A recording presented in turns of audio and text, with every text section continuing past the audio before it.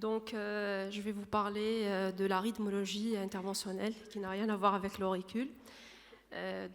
J'ai dit à Dr Bouzid, moi j'aime bien parler de ce que je fais et ce que je maîtrise le plus. Voilà.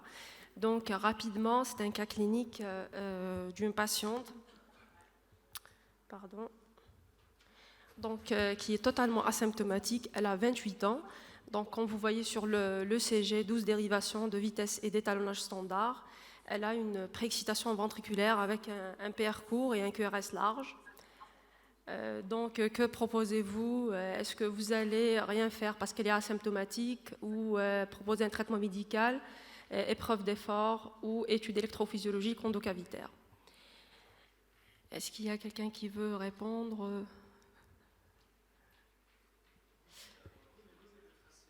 Ah oui, pardon. Ah pardon, d'accord.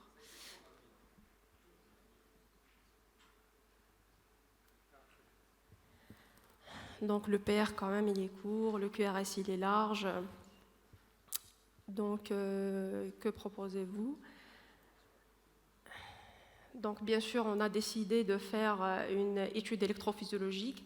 Donc selon les guidelines de 2019 sur les tachycardies supraventriculaires, ils recommandent en cas de préexcitation ventriculaire asymptomatique de répondre à la première question: est-ce que le patient il présente une profession à risque ou c'est un athlète de compétition? Donc si c'est le cas, c'est une recommandation classe 1 pour l'étude électrophysiologique. Si ce n'est pas le cas, donc on a le choix de faire soit épreuve d'effort ou étude électrophysiologique. Mais la grande majorité quand même recommande l'étude électrophysiologique qui est indication classe 2A, par contre l'épreuve d'effort qui est classe 2B.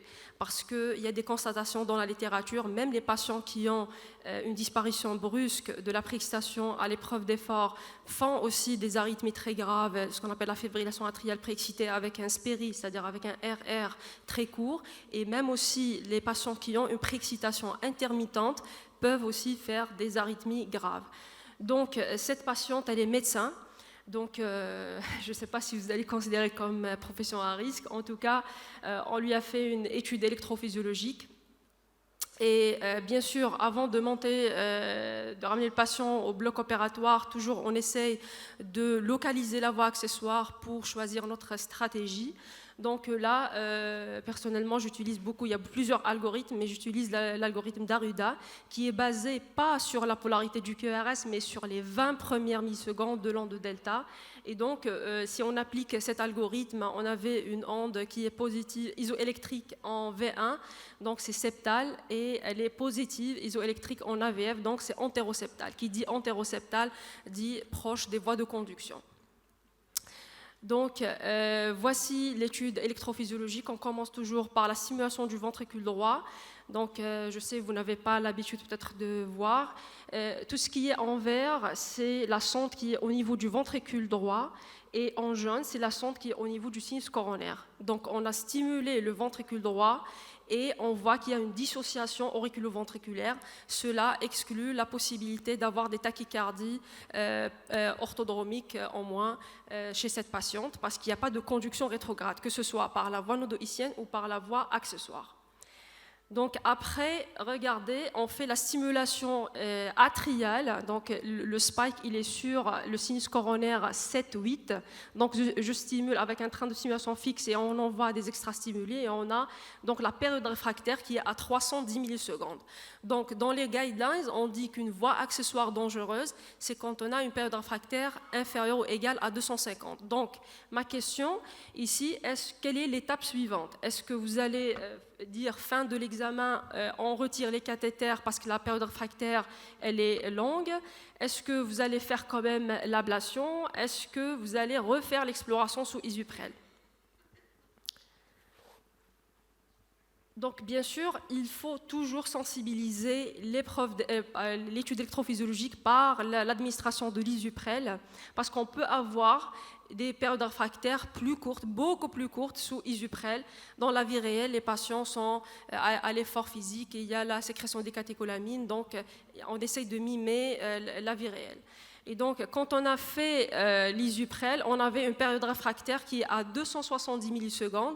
Donc, 270 millisecondes, c'est une période réfractaire aussi qui n'est pas dangereuse. Elle reste supérieure à 250 millisecondes. Par contre, regardez ici ce qu'on constate chez cette patiente. Donc, ici, à gauche de l'écran, on avait une disparition de la préexcitation. À droite, donc, il y a toujours le QRS préexcité. Mais regardez, quand on calcule le AV, ici, par exemple, il est à 88 millisecondes. Après, avec un train de stimulé, avec une extrastimulation, on a un AV qui est à 200 millisecondes. Et regardez ici, qui passe à 230 millisecondes. Donc, on a une conduction via cette voie accessoire qui est décrémentielle, qui est contre une voie accessoire typique.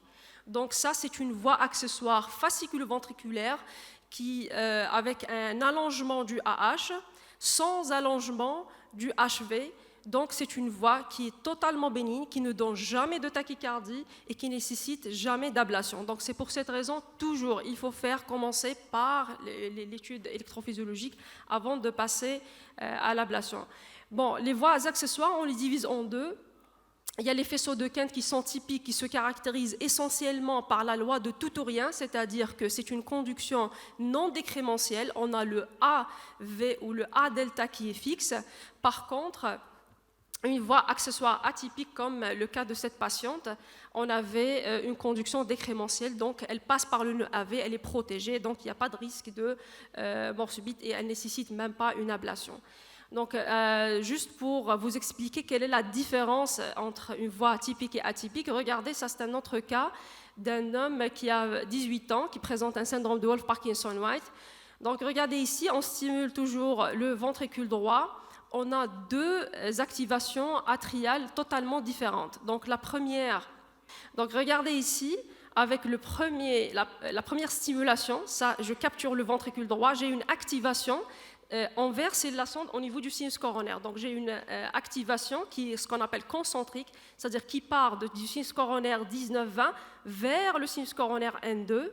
Donc, c'est une activation de la droite vers la gauche. Par contre, le deuxième battement, j'ai une activation dans le sens contraire, excentrique, qui part du sinus coronaire N2 vers le sinus coronaire 19-20. C'est-à-dire qu'ici, je capture la voie nodo-icienne, la voie normale. Par contre, là, ça passe par la voie accessoire, qui est évidemment ici, elle est à gauche. Donc là, je fais une autre manœuvre de stimulation. Cette fois-ci, je stimule proche de la voie accessoire. Je capture tout le temps la voie accessoire. On a une capture excentrique, une activation excentrique du sinus coronaire N2 vers le sinus coronaire 19-20. Donc, juste pour vous montrer ici la différence avec le cas précédent, regardez, avec un train de stimulation atriale S1, 540 millisecondes, S1, S2, 410 millisecondes, on a un QRS préexcité avec un AV qui est à 102, 103 millisecondes.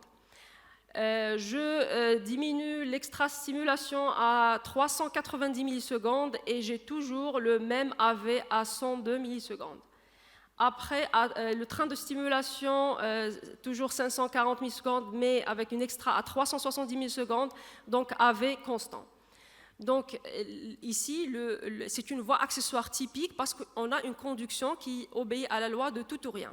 Donc bien sûr, il a été ablaté avec succès, c'était un quinte latérale gauche, ablaté H3, après ponction transseptale, bien sûr. Donc, l'intérêt de ce cas clinique, il nous montre l'intérêt de faire toujours une étude électrophysiologique précise avant de passer à l'ablation.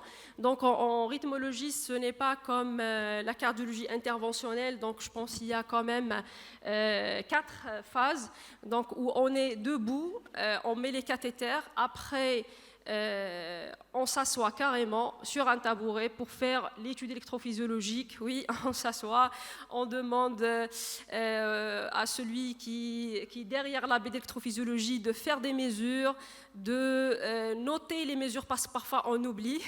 Donc ce n'est pas comme la cardiologie interventionnelle. Et après, on repasse en position debout pour faire l'ablation. Et la quatrième phase, on s'assoit encore pour s'assurer qu'on a bien fait les choses. Bien sûr, l'étude électrophysiologique est plus fiable pour stratifier le risque de la voie accessoire par rapport à l'épreuve d'effort. Toujours ne pas oublier de sensibiliser par les UPREL et ne pas méconnaître les voies accessoires atypiques qui ne nécessitent pas une ablation dans certains cas. Merci pour votre attention.